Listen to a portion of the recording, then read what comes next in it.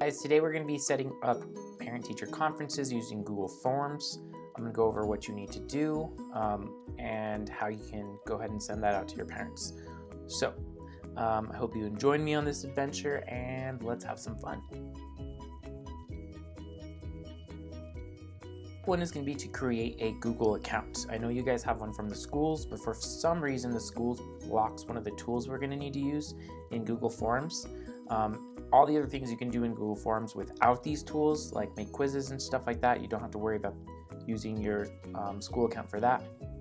But for this thing, you will need to make a new Google account or use your personal. Okay, your first step is you're going to visit google.com. Two ways to do that: google.com in your search bar, or if you are in Chrome, which I highly suggest you use. In fact, if you are in Safari right now, switch it over to Chrome. It's going to make your life a lot easier. You can just create a new tab in Chrome and you are good to go. So we are in google.com. That was our first step.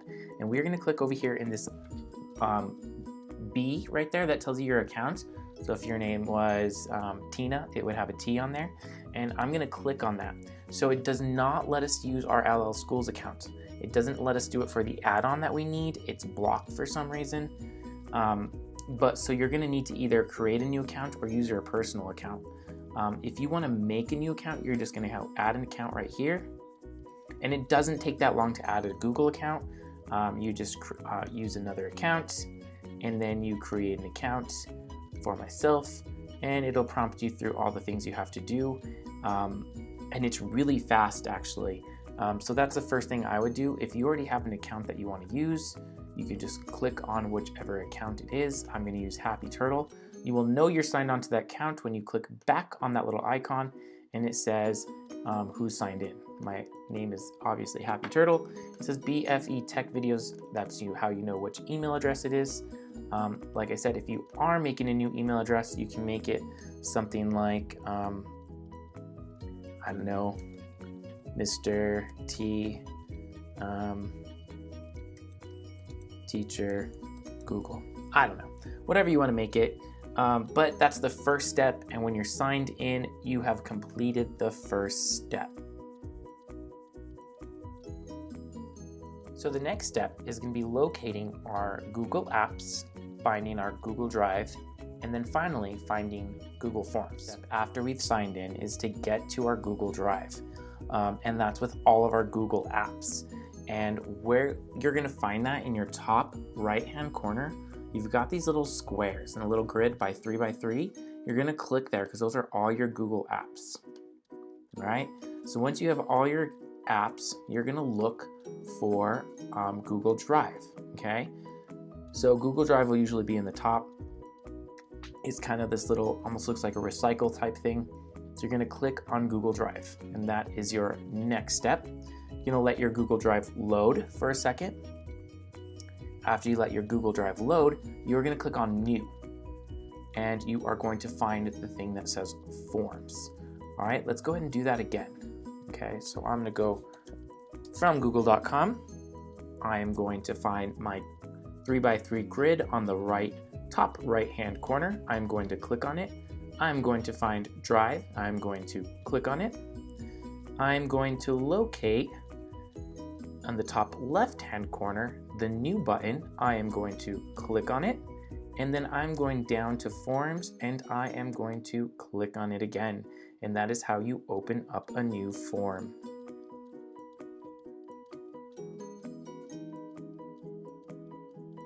So our next step is to be setting up conferences. Here I'm going to show you what I do. You can tweak it to match whatever you need. I usually add parents and kids' names, conference times, and questions and concerns. And those are the 3 main things I do. We'll also get into some of the settings, but let's go ahead and start those 3 main things. Now that we have found our way to our form, again, if you didn't catch that last piece, you're just going to go on this plus sign and go to Forms. And I already had a form open over here. But once you're in Forms, you can go ahead and title your form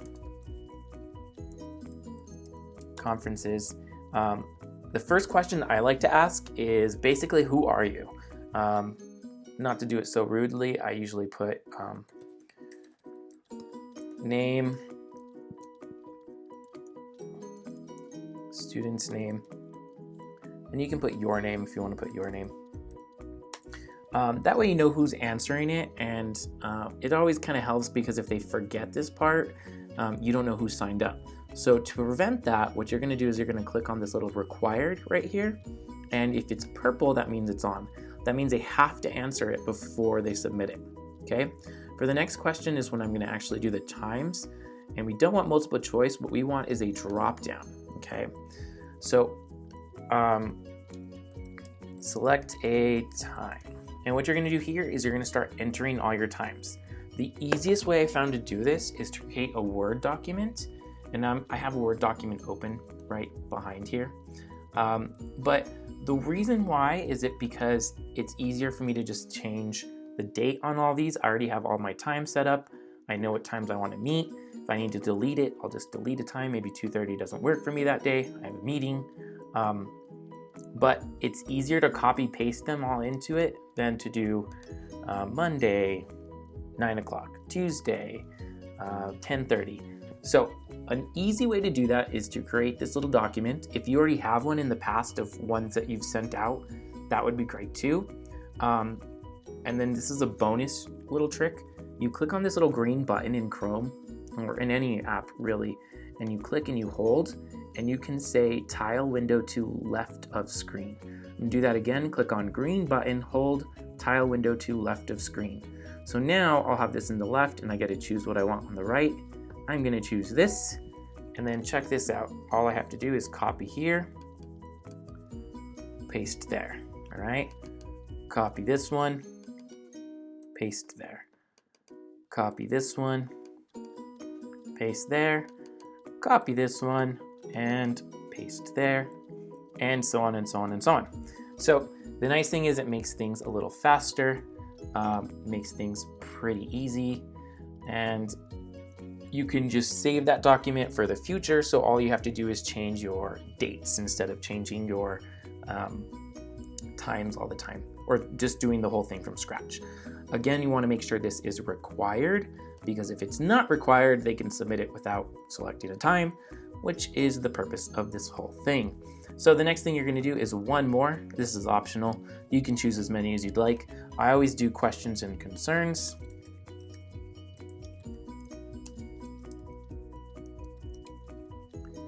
Or questions or concerns, rather. Or maybe they have both. But that way they can kind of give you a heads up of what they want to ask. That way you're ready. If they're asking, hey, how are they doing on multiplication?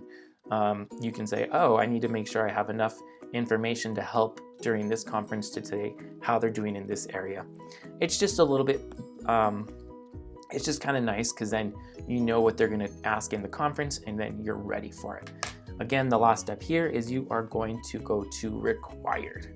All right, so before we end this, I have my form, I'm ready to roll. The next step is going to be some of the settings. All right, for our next step, we are gonna go over one of the settings that you need to make those choices disappear. And it is the reason why you had to create a new Google account, because the district blocks these little add-on apps.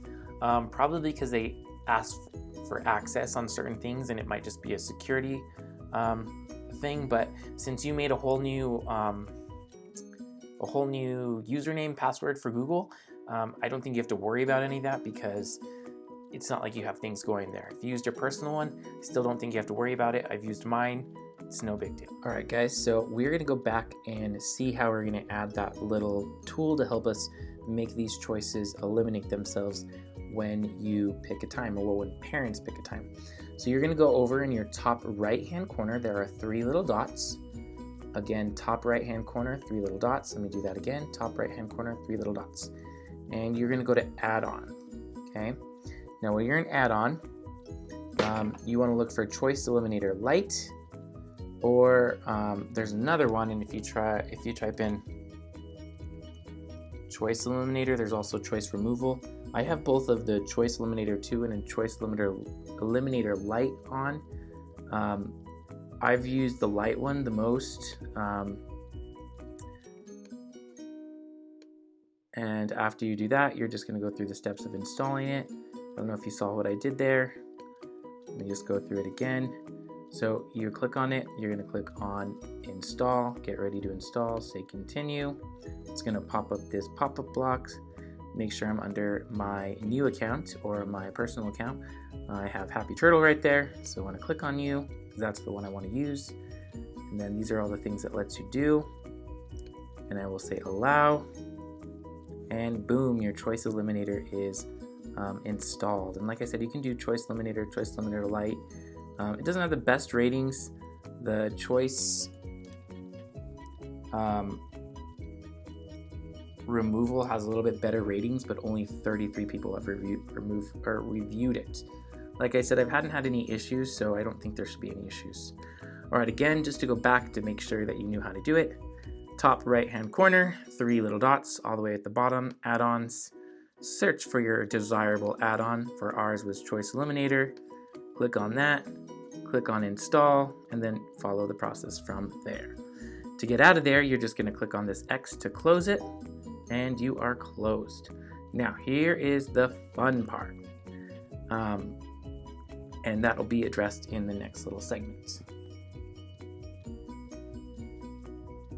This part, we are going to set up our Choice Eliminator, okay? This one is the most important part because if it's not done right, you will have multiple choices of the same one, and that is more of a headache than this whole thing's work. So let's go ahead and get into it. Over how to set up your Choice Eliminator. We've already downloaded them, we're ready to roll, and now we need to put them to work. So what you're gonna look for at the top right-hand part of your bar, or your top right-hand corner, there's your little menu bar full of your little settings and stuff. You are gonna find the one that looks like a puzzle piece and click it. Again, top right-hand side, find the one that looks like a puzzle piece and click it. You're gonna choose one of these ones. I'm gonna choose Choice Eliminator 2, whichever one you picked. Like I said, I've had experience with both of these two and they are fine. Never tried this one before. So you're gonna click on it and you are gonna go to configure, okay? If you do not have a configure button, you need to make sure you are in your account that you created. If you are in your other accounts, like your LL Schools account, it will not let you do it. If it does say that you are under your new account and it still doesn't have that configure, it might just be confused because you have a couple accounts signed in. What you would do for that is you would go out of here, go back to your Google Drive. You can even go all the way back to google.com if you need to. Click on your apps, go to your drive. From your drive, you should see, see, look at that. It signed into this account. I don't want that account. It's a Happy Turtle account.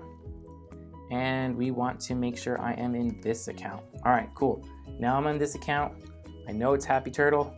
I'm gonna click on here. I'm going to do this add-ons button, Choice Eliminator, and I wanna go to configure. All right, this isn't hard. It just makes sure you do it because then it won't work if you don't do it right. So we already have a drop down box, so we're fine there. We don't want to use multiple choice. We just want a drop down box, so we can close that. We're gonna click here because our thing is conference time, so we want to click here, and we have to click on this box that says eliminating choices. Again, you'll see form responses, conference times, because this is the only one that has drop-down ones. We're gonna click on this little button. It's gonna be creating. Give it a few seconds, it'll create it. And you see this kind of changed a little bit. Still creating. And once it is done, you know it's done because it has the check mark and you can change the settings. You do not need to worry about the settings. The settings are fine. This was if you wanted them to be able to do it more than once, and we don't want them to do it more than once, so just leave it as is. So that is how to set up the Choice Eliminator. Again, you're going to go through add-ons, click on the desired one that you want to use, go to configure, and if you want to check that it's actually working, you can do the same thing, look at it, and you can look for this little check mark saying that you used it. And that ends with this part. The next part we'll go over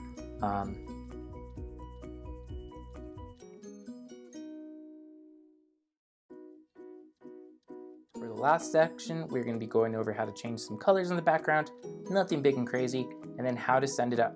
We're going to finish everything off in the end with how it looks on your end when you get responses back.